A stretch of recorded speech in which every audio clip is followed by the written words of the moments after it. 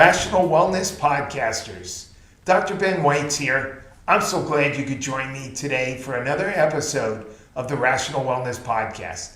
Each week, I'll be bringing you the latest cutting-edge information on health and nutrition.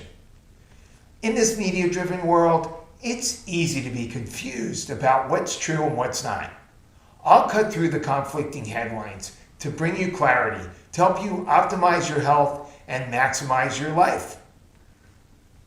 Please subscribe to the Rational Wellness Podcast on iTunes, Stitcher, or YouTube.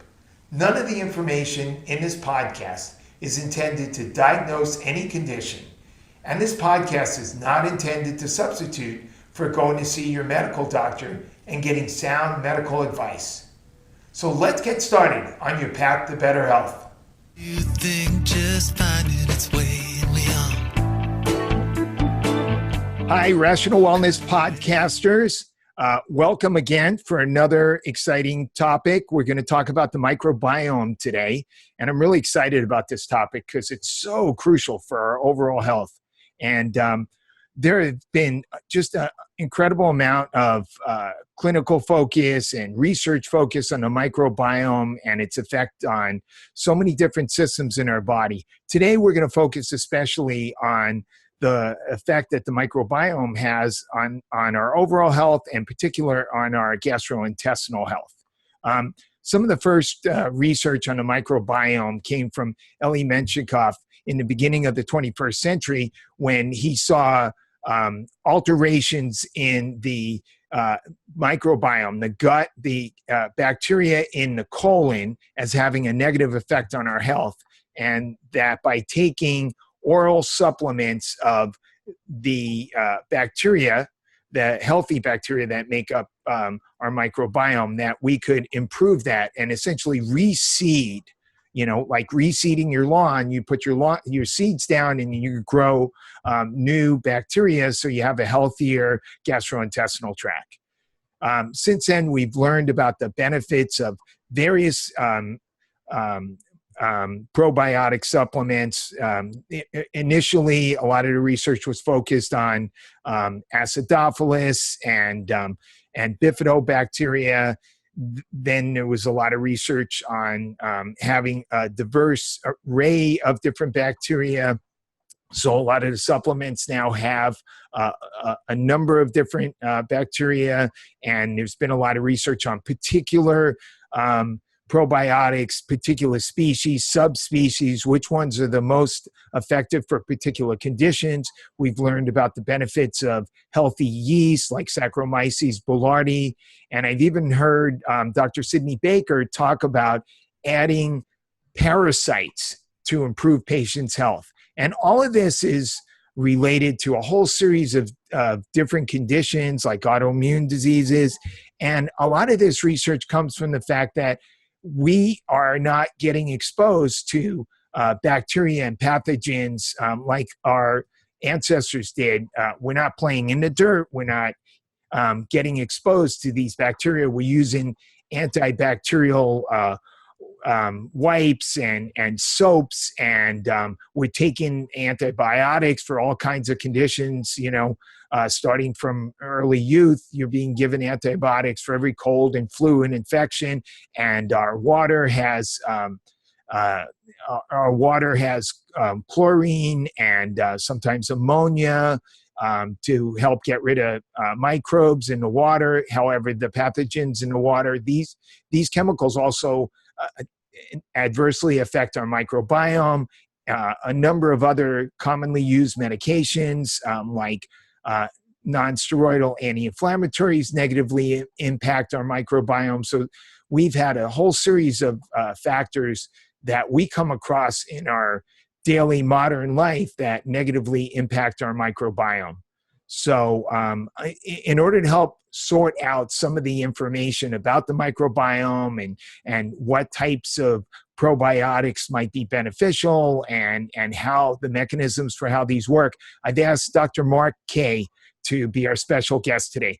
And Dr. Kaye is a wealth of knowledge, and I personally have known him for over a decade. since I've been a proponent of metagenic supplements, among other quality supplements, and he's worked for Metagenics, answering the phone, giving advice for practitioners who need help with various conditions. He's been with Metagenics for over 20 years. He speaks internationally, he gives seminars, and he supports practitioners through various programs, including their innovative practice solutions and their first-line therapy program. Dr. Kaye, thank you for being with us today. Well, thank you for the invitation. Really appreciate it.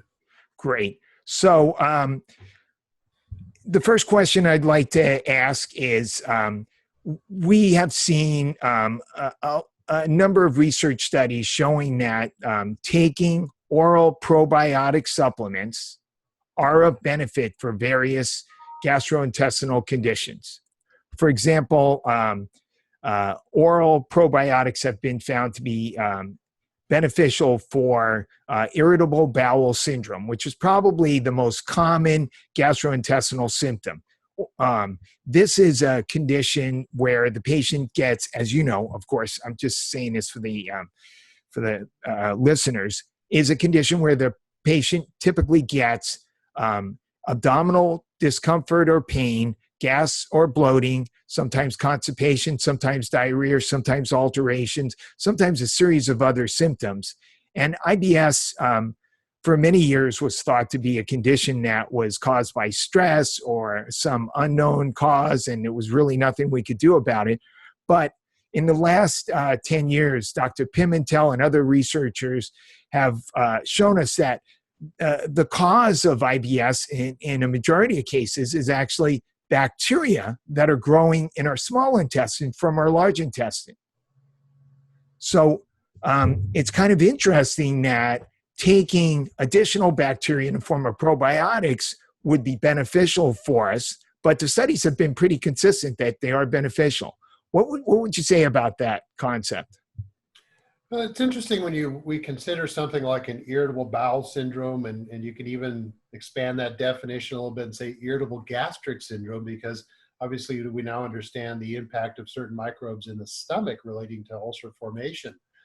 And there can be a focus to say that these are often associated solely with the dysbiotic gut, that there is perhaps an overgrowth of undesirable organisms and a loss of the normal beneficial organisms.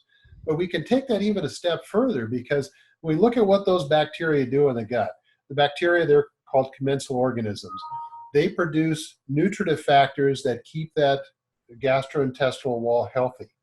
So when you do see the changes in the gut microbiota and the microbiome, that is an indication that you also have a lack of the proper nutritive factors that maintain the health of that GI wall.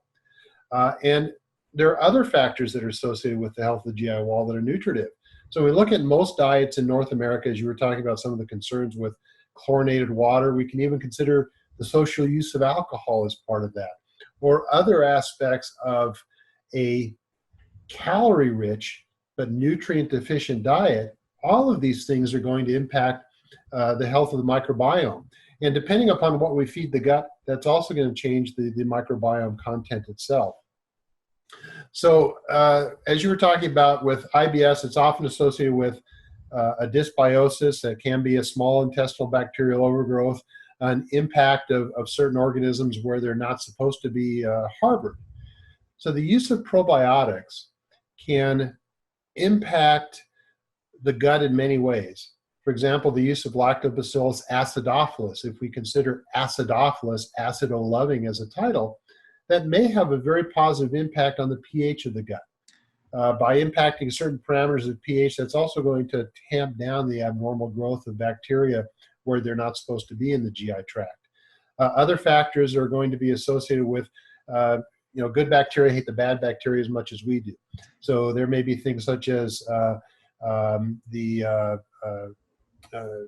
disruption of the ability for those microbes to grow in the gut, based on the biofilm, for example, the use of the production of certain antimicrobial factors by good flora as well. So there's so many different things that these good flora do to impact.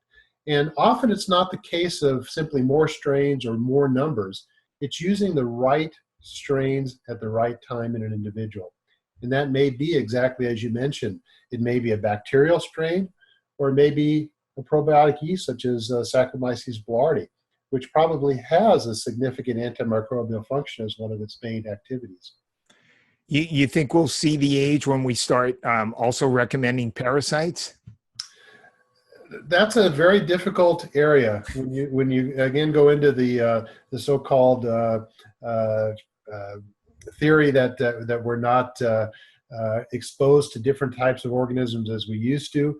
But so-called hygiene hypothesis for hygiene, autoimmune diseases, etc.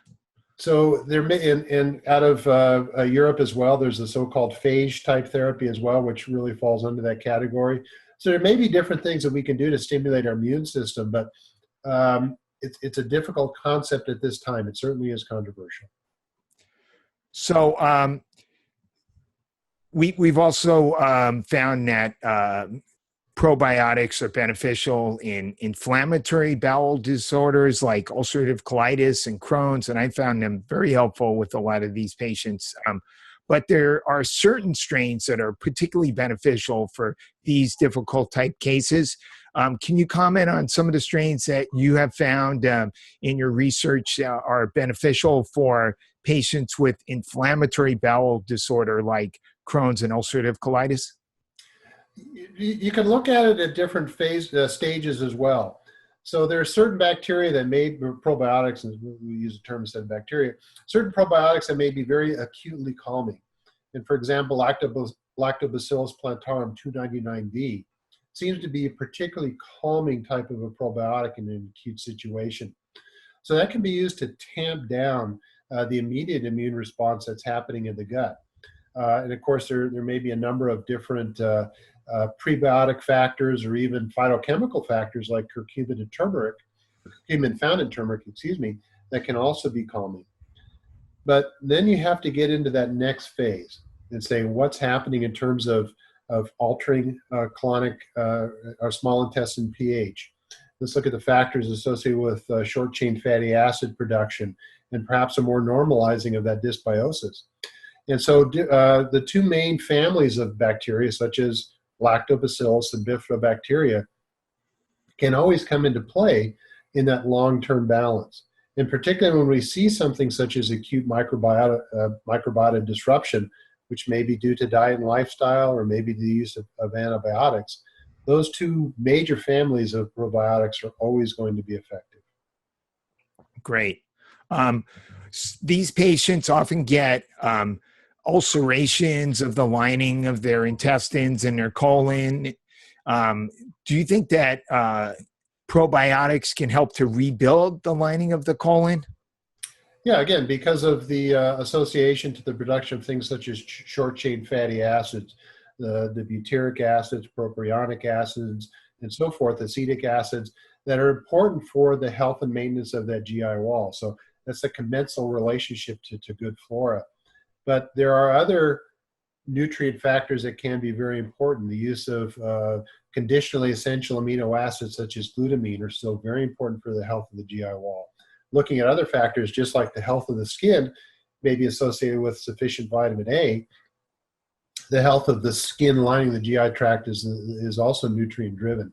So we need to look at the bigger picture as well and provide for a breadth of nutrients in addition to the probiotics. Prebiotics to feed that good flora. Those prebiotics may also help with the elimination of undesirable bacteria, very similar to the use of immunoglobulins such as in a colostrum. Prebiotics can have that same type of effect. Then again, provide the proper nutrients so the body can rebuild itself. I'm glad you brought up prebiotics because that was on my mind as well.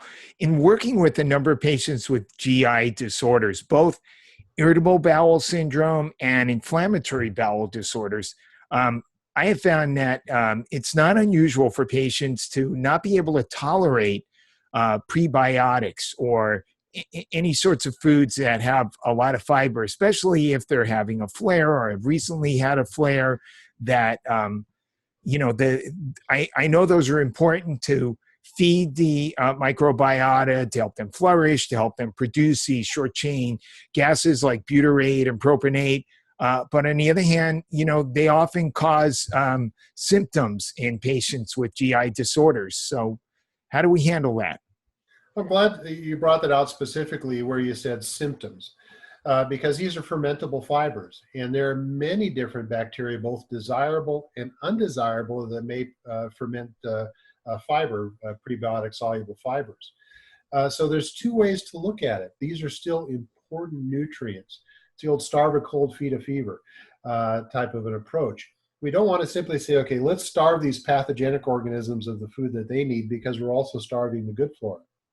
So it's a combination of the use of good flora and prebiotics in proper dosing. So we may simply start at a very low level of prebiotics and gradually build up as we're also feeding with the good flora.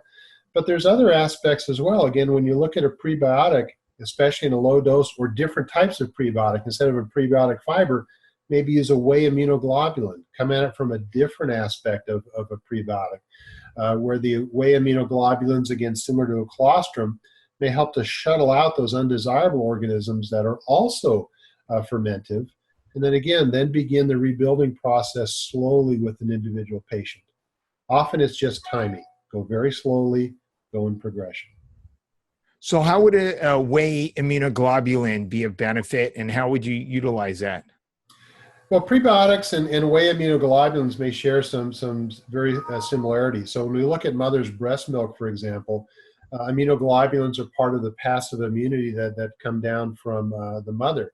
But the mother's breast milk also has different types of fermentable fibers, prebiotics, that are directly responsible for improving the colonic,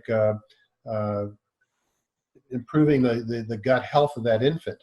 And both those fermentable fibers in mother's milk and immunoglobulins that are found in mother's milk, we've likened it to putting mittens on the pathogenic organisms. If they're trying to adhere to the GI wall, the immunoglobulins in that lock and key mentality impact those bacteria, prevent them from adhering to the GI wall so they could be flushed out with the feces, and so with a stool.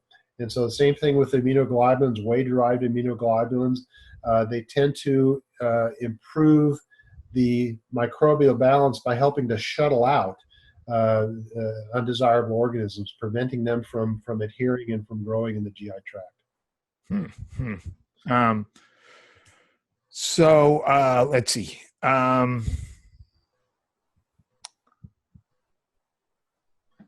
What do you think about we talked about the prebiotics, but what do you think about the role of fiber in feeding the microbiota? And once again, not to beat a dead horse, but that a lot of patients with GI disorders, especially when they're symptomatic, have trouble consuming a lot of fiber, especially coming from grains or beans. Yeah, and we can look at it, different types of diets that really eschew the use of these fermentable oligosaccharides. And in the short term, that may be something that's desirable because you're reducing symptomatology in that patient. But some of the studies also indicate that the absence of the use of these fermentable fibers also further reduces the microbiome diversity.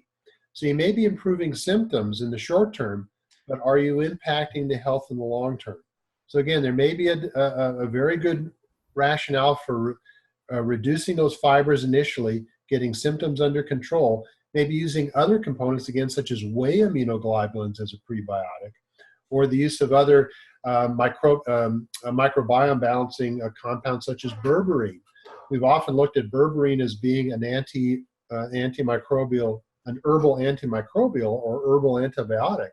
But it seems that its main function is actually microbiome balance. So it seems to have a very positive effect in the gut.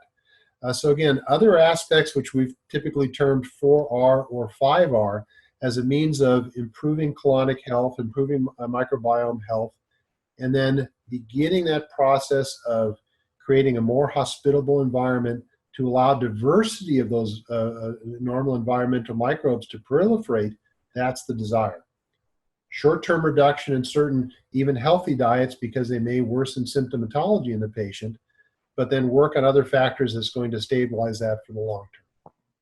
So a lot has been made of doing stool samples and testing the microbiota, testing the range of bacteria that are found, and then trying to improve the microbiota. For example, finding certain commensal strains low and certain strains high, and then trying to use specific probiotics to sort of balance that out.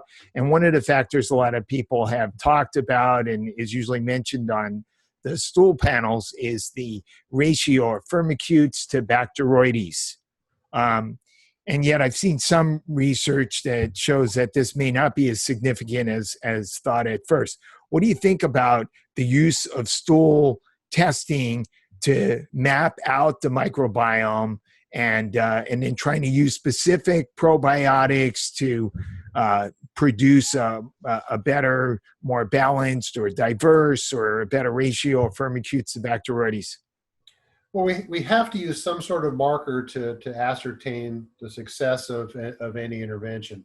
So the use of stool samples such as that certainly has its place. And at times it's not a therapeutic target. Say, okay, well, we're low in lactobacillus, so supplement with lactobacillus. It may be more that that's a marker to say, okay, we have to do something to make the gut a more hospitable place. If we look at many of those different types of stool studies, one of the key commensal strains that are species that are looked at is E. coli. And so we're not often supplementing with E. coli, but we know that if E. coli is low, that the gut is simply not a desirable place for anything to survive. So we can throw in acidophilus and bifidobacteria, raise those numbers up, but as soon as we stop the supplementation, those numbers will drop off. So again, how do we fix the underlying gut to make it a more hospitable place? That's the key factor that we have to look at. And part of that is going to be what we feed the gut. And that's the same thing with the firmicutes to bacteroids. Certainly we know that as a broad family of different bacteria, the ratio of firmicutes to bacteroids can show a healthy and unhealthy gut. It's been associated with the lean versus obese microbiome. But often those families of bacteria will change the ratio simply based on what's being fed. And so as we begin to really improve the diet, the low to moderate glycemic index, phytonutrient rich, sufficient in healthy fats and oils, then we'll see those ratios begin to change as part of that larger program versus just the probiotic supplementation. You mentioned weight loss. Are there particular probiotic supplements that may be of benefit for patients with weight loss? A number of people have made claims like that.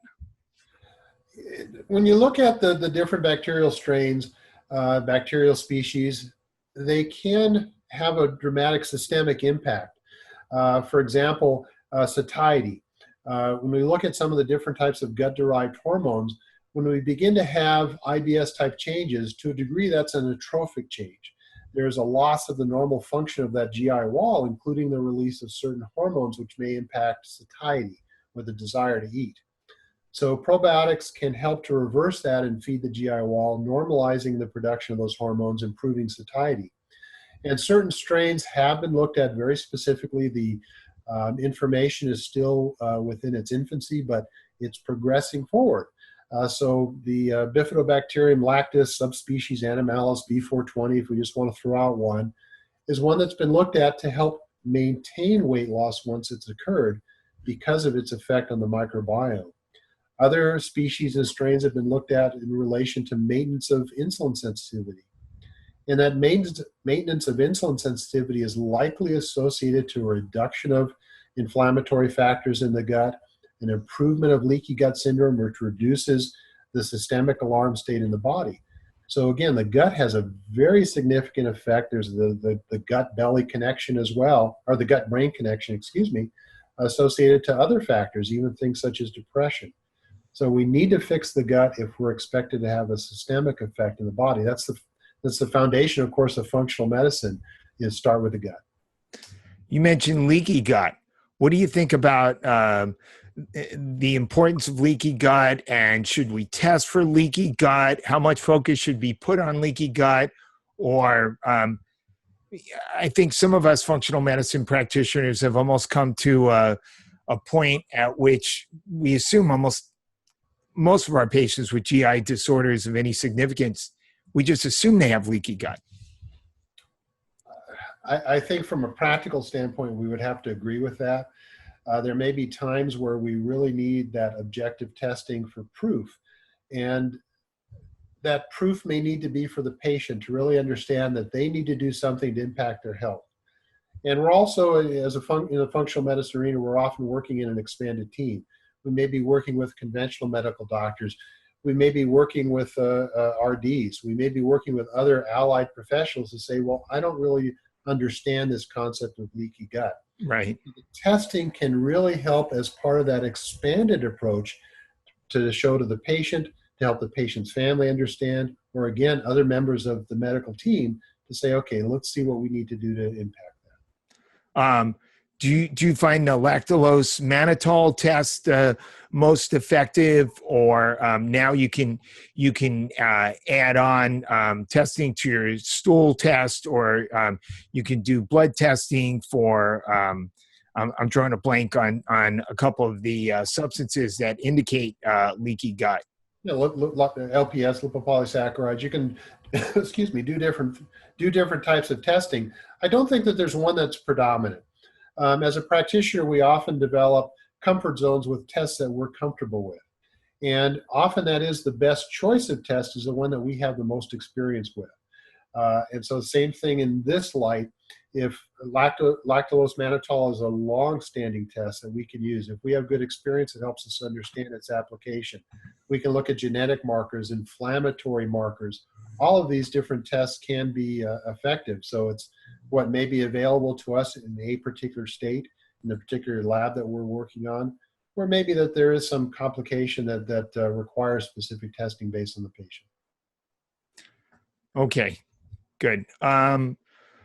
Let's see.